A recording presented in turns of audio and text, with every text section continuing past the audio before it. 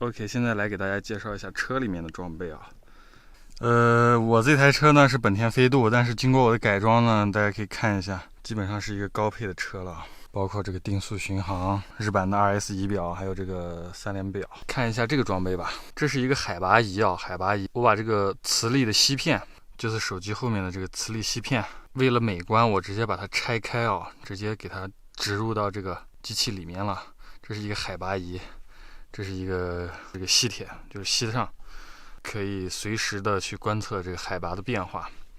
然后这里还有一个吸咱们的手机，也就是说咱们手机可以在这导航什么的，这里可以看海拔。然后有些人就会说了，咱们手机上明明就有一个这个指南针，就可以当海拔来用呀，为什么还要单独配一个海拔仪呢？对吧？但是你手机上的这个海拔仪必须要有信号，对吧？没有信号你是显示不出来海拔的，或者说必须要有 GPS 信号。还有一点就是我不可能一直把手机的屏幕打开指南针，对吧？我要一直监测海拔的变化，这个海拔还有这个曲线。大家可以看一下，就是我要实时的观测海拔，所以说我专门设置了个这个海拔仪。比较早的粉丝朋友应该知道，我去西藏之前自驾游我都一直在用到的这个装备啊。其他的来看一下下面，然后就是这个车载充电器，这个得说一下，这是一个华为40瓦的一个快充啊，这个充电器200块啊，很贵，就是因为它有这个紫色的这个口，这个是超级快充，它有40瓦的功率。也就是说咱们在外出门旅行一定要快，充电一定要快。这一个口一直接我手机，另外一个口给充电宝，给这个无人机，给这个大疆的无人机 mini， 对吧？给充电宝，很快的补满电，然后可以去干一些事情。这是一个充电宝，跟这个华为的快充是配套的啊。用这个充这个1万毫安的充电宝非常的快，一会儿就充满了，不到1个小时，非常的方便。然后这是一根1分3的线，它这个接头有苹果 Type-C 和安卓。这种线有的时候比较实用的，就是你只用接一个 USB， 就比方说咱们一个充电宝，然后呢可以同时给苹果手机充电，可以同时给相机充电，还可以同时给另外一个安卓手机充电，比较方便。但是前提是你的这个充电宝的输出功率一定要大哦，如果输出功率不够大的话，这3个设备是无法带动的啊。所以你得搞一个大功率的充电宝，或者大功率的这个充电头，你才能用这种1分3的线，不然的话对你的设备不是很好。然后这边是我自己加装的座椅加热开关，3档可调节。然后就得说一下咱们这个机位的布置了，大家看一下，这里有2个吸盘，有2个支架。然后大家看一下这个地方，就是我的副驾，这里有个球，这里也有个球。这个球是干什么用的呢？我给大家看一下啊，这是一个万向的球头，看一下啊，然后一夹，放进去，然后我旋这个钮，对吧？就是随意的调节，就是这个杆可以放在这边，也可以放在这边，它就是这样固定在这个头枕的那个钢筋上面的。这个球。这个球头非常方便，其实主驾这边也可以装，可以买好几个球装在车上，然后你的这个魔术手臂可以任意的去放，而且快拆，非常方便，非常快。然后我的这个抽屉里面就是放摄影器材、摄影装备的啊，这里面有2个桌面三脚架，然后这里有各种的转接头、运动相机的啊。然后这个运动相机怎么玩的呢？它的这个上面有一个磁吸的快接机构，这个吸盘上面也有一个这个磁吸的机构，咱们就直接一吸，是吧？就卡住了，然后它就可以来拍我开车，或者我开车的时候想给大家说点啥，就直接就这样拍，也非常方便。OK， 它就开始录了，然后关掉，非常方便，一键录制关闭。想拿下来的时候就拿下来了。拿下来以后呢，比方说我想换个机位，对吧？就放这了。这样的话就可以拍我开车，顺便拍一下前方窗外的一个景色，或者转向后面拍后面的乘客也可以，或者我不想按到这里，咱们按到这边。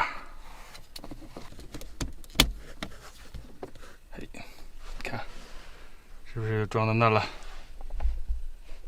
因为我的这个副驾是不坐人的嘛，不坐人的话，他俩都坐后面，所以我的副驾这块就成了我的一个小的操作台、装备台。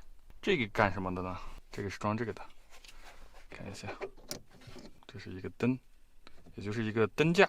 因为有的时候我要在这个副驾驶这个底下操作一些东西，比方说设备的一些拆卸呀、卡呀、电池呀，晚上的时候很黑，所以我需要这样的一个补光。你把它转过来也可以，对吧？照着我。晚上的时候车里面是很黑的嘛，这样子的话怎么能拍得清我呢？所以这样的话也是一个补光灯的位置。然后我所有的相机啊什么的全部放在这个手套箱里面，啊，也没有相机包什么的，方便拿取啊，方便才是最重要的。有些人可能看了半天说，哎，你这个换挡是怎么是这样的？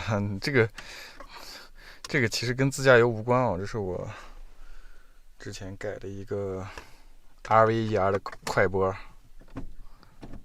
啊，就是为了咱们这个方向盘跟挡把的距离拉近，其实就是一个杠杆原理啊。换这个快拨呢，我也专门拍了个视频，大家可以去我的主页啊，可以去搜一下。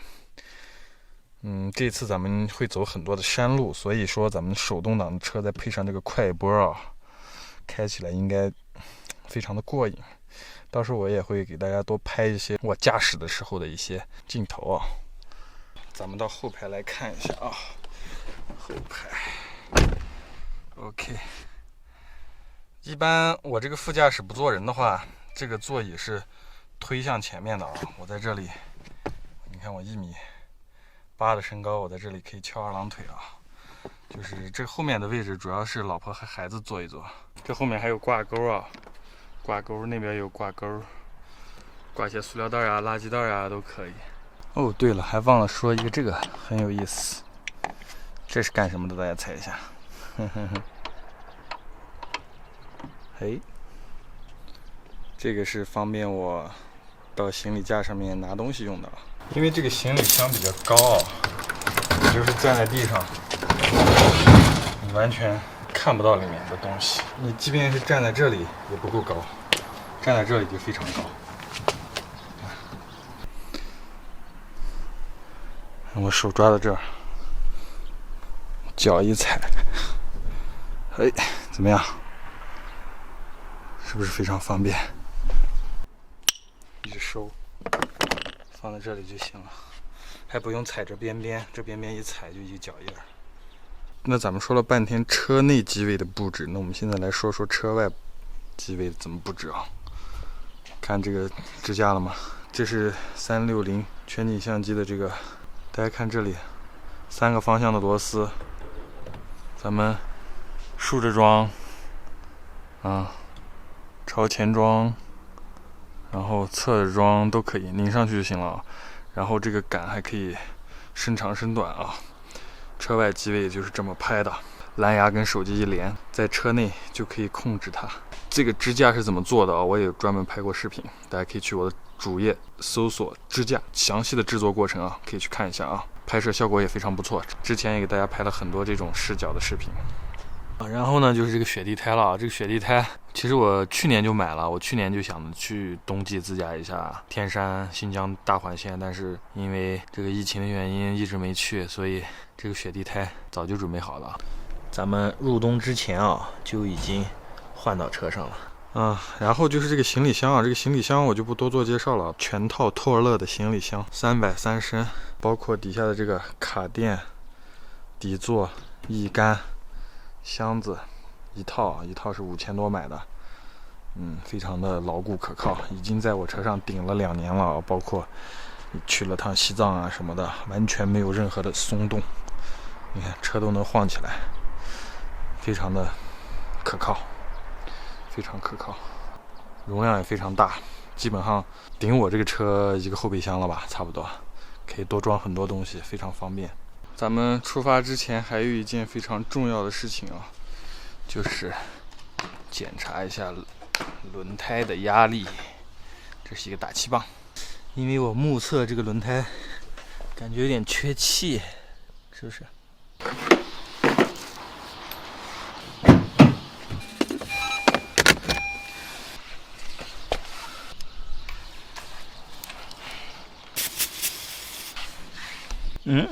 不缺，为什么我会感觉缺气呢？心理感觉吧。那既然不缺，我们就检查一下吧，4个轮胎都看一下。看右前轮啊，只有不到1.5个压啊，4个轮子终归还是有一个缺气的，所以说还是勤检查为妙。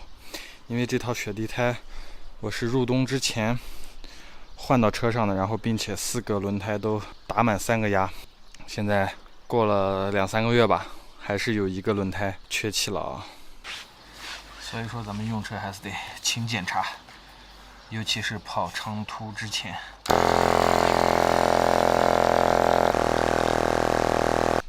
好了，气补完了，然后我们把它收起来。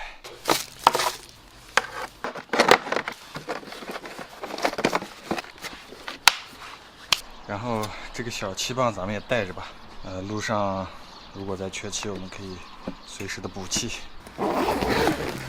这是一套橡胶的防滑链啊，这是手套和拆装工具，我就不给大家展开看了。这套防滑链我们也会带上，就是我已经装了雪地胎，为什么还要装防滑链呢？因为我觉得它俩的用处是完全不一样的。我觉得雪地胎是用来巡航用的，但防滑链它是用来脱困用的。就是我上一回冬季上天山的时候就带了这款防滑链，然后用的时候呢也出现了一些问题，感觉不是特别好用，然后我又买了一条另外的防滑链，一会儿给大家看一下。那这次自驾游我相信肯定会走很多的雪地或者冰面，那回来之后呢，我会专门出一期视频，就是讲一下雪地胎还有2种不同类型的防滑链它的一个用法和经验吧。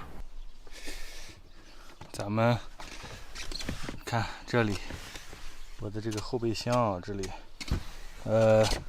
千斤顶啊什么的就不说了，什么3角牌啊，还有这个应急手电，然后我这还有一个小的工具包，看开口扳手从8到22都有，还有套筒我都配的有啊。这个小工具包是我专门买的，刚好可以放在这个槽里面，就是工具我随车都会有一套，这样盖上也能盖得很平，看很平整。然后呢这里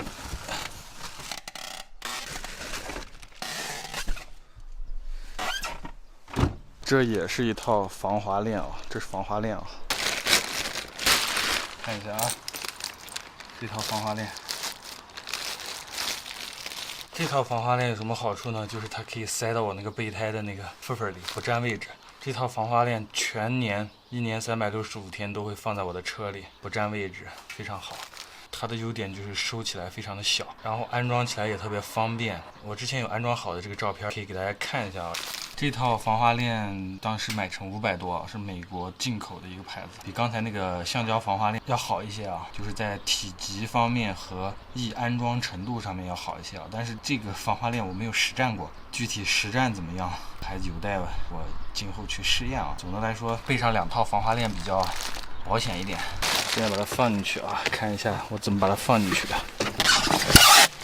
大家可以看一下我这个备胎的这个地方有一个缝隙，就刚好塞到这个地方。